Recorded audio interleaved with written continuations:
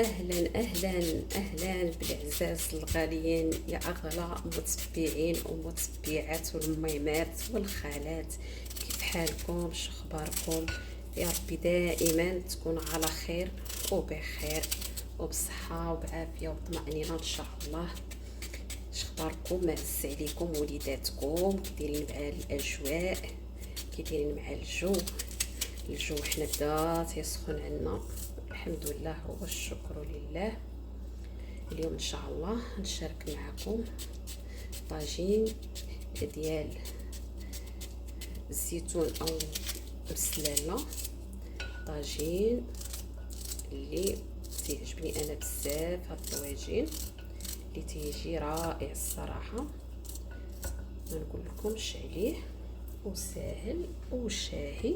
والدجاج اكثر حاجه تيبغيلو بحال دابا هكا هاد الطويجنات اللي تيكونوا ناشفين، تيكونش فيهم المرقه. انا المرق يعني كثير ما ليا فيه، اي حاجه تتعجبني تكون ناشفه. انا عندي هنايا الدجاج، نتوما دائما الدجاج تيبقى على حسب الناس اللي موجودين، اللي مغسول بالحامض والخل. عندي واحد 2 حبات من البصل هو اللي تيعطي طعم الاكل، تيعطي هذيك التعليكه. يعني الطبخ هو الثوم هو البصل. انا بالنسبه لي انا وفين يعني الناس يعني كل واحد وشنو تيبغي، ولكن انا تيعجبني الثوم والبصل اللي تيكون في الاكل. ثم قطعت انايا هاد البصيله هكا مع هاد البصل الابيض، يعني تيدوب كي تنقولوا، تيستوي بسرعه. صافي عندي هنايا الثوم، هادشي كامل مقطعه، تنقطعو هكا عشوائي، لكن مع الطاجين تيتعلك. صافي عندي واحد 4 ولا 5 د الفصوص من الثوم. الثوم تيعطي طعم للدجاج.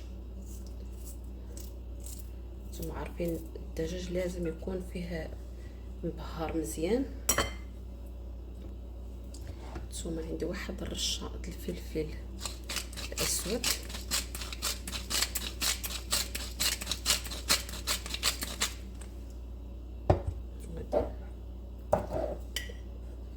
عندي هنايا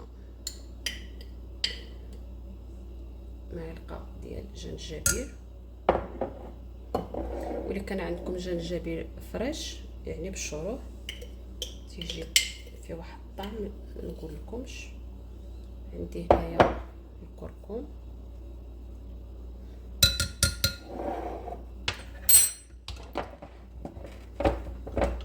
الملح ندير واحد الرشيشه خفيفه على حسب يكون عندي.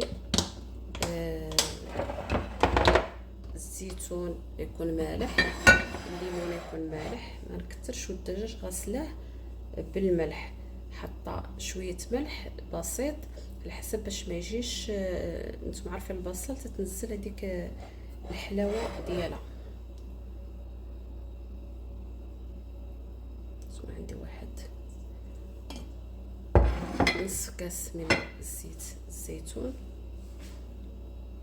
عندي هنايا زعفران الشعره، هذا تيعطي طعم للاكل الصراحه. وهاد الطاجين ديالنا اللي يكون بهاد مسلاله، علاش نقولوا له حنا مسلاله؟ اللي تيكون يعني مهرس هكا، تيكون هذا مهرس. هذا هو الزيتون انا اللي كنت شاركت معكم. هانتوما شوفوا ما شاء الله تبارك الرحمن. شوف كي داير، شوف الزيتون دابا هاد الزيتون واخا يبقى حتى لسنتين، الله يطول في عمرنا وعمركم، تيبقى زي ما هو. انا دابا الطاجين ديال الدجاج اللي يكون مخضر بهاد الزيتون اللي شاركت معكم، تيجي الصراحه ما نقول لكمش، تيجي يا سلام يا سلام. صافي انا هذا كله باش باش يتشرب لي انا هذا غنخلطو. عاد نزيد عليه دابا، هذا نشيلو انا العظم، نرجع الطويجين ديالنا يتشحر.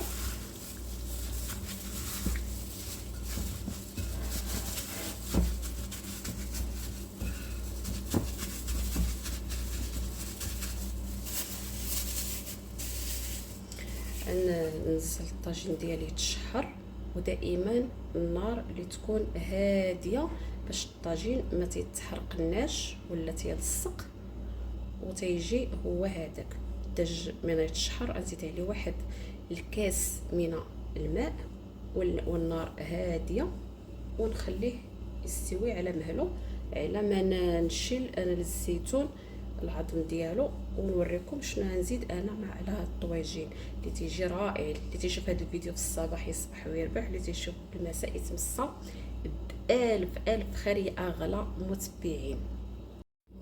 الطاجين ديالنا تيطيب. انا صافي انا خديت هنايا هاد الزيتون او مسلاله، تنزولها العظم، واللي بغيتو تخليوها بالبزر ديالها عادي. المهم انا تتعجبني نزولها هكا. شنو درت لها؟ قبضتها نقعتها في الميه، خليت هاد الزيتون باش تشال منه هذيك الملحه والحامض باش ما يجيناش حامض. وراكم شفتوا في الطياب ما درتش الملحه بزاف. نزلت هنايا انايا الليمون اللي تيكون حتى هو اللي راني مشاركه معكم المخلل، وعندي هنايا الكزبره والبقدونس، ونزيد واحد في الاخر تنزيد واحد الرشه ديال الفلفل الاحمر بارد، وتنزيد رشه من الكمون. يعني هاد الطاجين تيكون مشرمل، ما عنديش شنو نسميه شي سميه واحده اخرى، يعني هذه السميه ديالو. وخنتوما معايا بحال تيبدا يطيب لنا الدجاج، تنرميو حنا هاد الزيتون تنزلوه على الطاجين باش تيجي هو والدجاج هو هذاك. نتوما عارفين الدجاج ما تياخذش واحد الوقت، يعني مره. خليكم معايا تنشوفوا الطاجين ديالنا ديال الدجاج بمسلاله ولا الزيتون ديال البيت اللي تيجي رائع. يعني هادشي مصوب في البيت، هاد الزيتون راه مصوبه في البيت. صافي دابا نزل عليه الزيتون،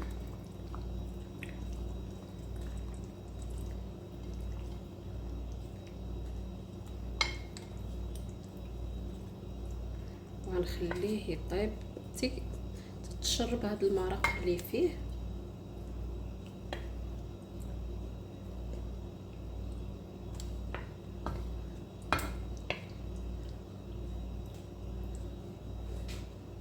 الطاجين تيجي رائع.